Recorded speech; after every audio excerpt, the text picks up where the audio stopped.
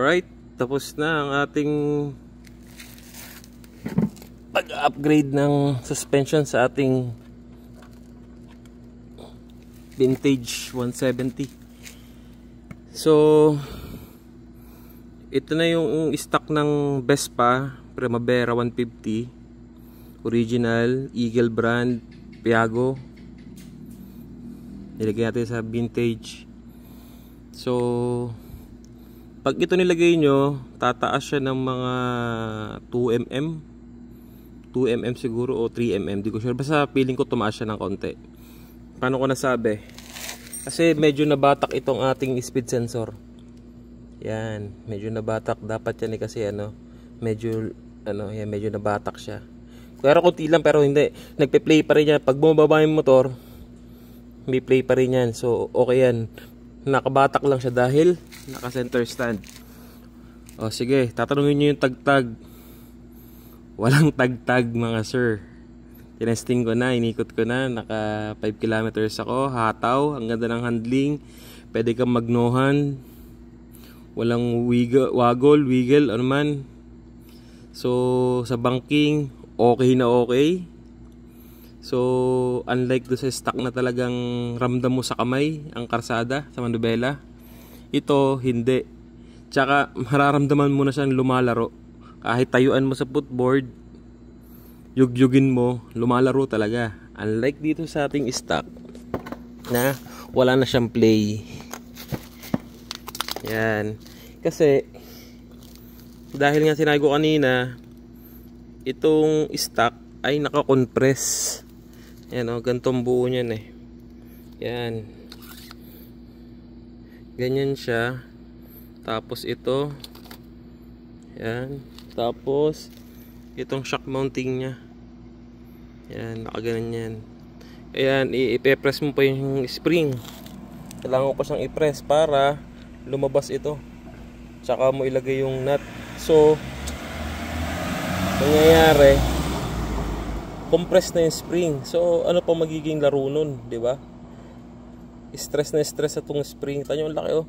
Oh, halos kapantay nung yung nitong gitna yung spring oh. Wala na, di mo mahatak yan. Oh. Oh, tapos mo. Tsaka yung stock oh, tanya ha. Kung sa sasakyan, dapat ito pag nilubog mo bumabalik. Ito hindi. Stuck siya. Wala talaga oh. Oh, di ba? Wala oh. Yan. Naka-bottom yan. Yan, bumabalik konti-konti. Di ba? Yan. Ano, hirap hilahin no. Ibig sabihin, pangit yung stock. Parang wala na siyang pressure sa loob. Magdadala lang talaga tong spring. Kaya good investment kung magpapalit kayo ng shock ng Primavera. Tsaka tingnan nyo naman yung welding. Stock yan na, original yan ha. Oh. Unlike dito. Tsaka tingnan yung materials, unlike dito. Pares naman plug and play. So nasa inyo na yun. Kaya ako nag-upgrade for safety lang din. Kagaya nito, tamo. Hindi na bumalik. So dapat babalik yan. Kung yan ay isipin mo 500 kilometers, hindi na siya lumalaro. Ang bilis, di ba? So yung yung ito, makikita niyo naman yung post ko na shock ko, di ba? Buo yan. Hindi siya natatanggal yung spring. Talagang ikakabit mo na lang. So yun lang. Handling good, super good, bas gumanda lalo. Kung bagay stock maganda na, mas lalong gumanda. Banking ayos. Yung tagtag nawala. Promise, nawala ang tagtag. Hindi mo na mararamdaman sa manubela. Walang wala. Promise, sobrang lambot ng riding nito. Kahit curve, walang problema. Pumreno ka ng bigla, hindi ka matatakot na dumulas yung gulong kasi maglalaro na yung suspension mo. So yun lang. Medyo mahaba itong video na to, so panoodin nyo na lang para may idea rin kayo. So mga nagtatanong doon sa mga namamatayan ng vintage, adjust nyo lang yung TPS nyo, dandahan, lagyan nyo lang tanda para i-manual adjust nyo na siya. Pag papunta rito, walang minor yun. Pag papunta una, meron unti-unti lang, wag yung bibiglain.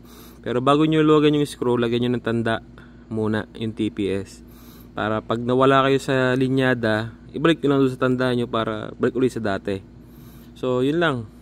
So yun, ito na yung mga upgrade ko sa aking vintage Primavera na front shock. Then panel gauge Vespa. Tapos TRC shock, adjustable rebound. Yan. Tapos meron tayong Piaggio. Kasi to, hindi to yung iJet na nakakabit dyan ha. Iba na to. iJet na to na talaga yung pang Vespa. So nilagay ko dyan. Tapos naka-iridium na tayo na spark plug. Tapos naka-spark plug cap tayo ng Honda Click. Kasi yung stock niya nakabalot ng stainless. So may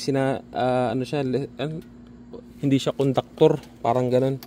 So pinalitan ko yon para mas match. Yung original na bilhin nyo, mura lang, 400. Yung iridium na spark plug, 850. Tapos yung bracket natin para magandang tingnan, so tinanggal ko, stainless to mga boss. Tinanggal ko yung sandalan. O, diba? Linis tingnan, nakala mo pambes pa na. So yun. Sun ko gulong.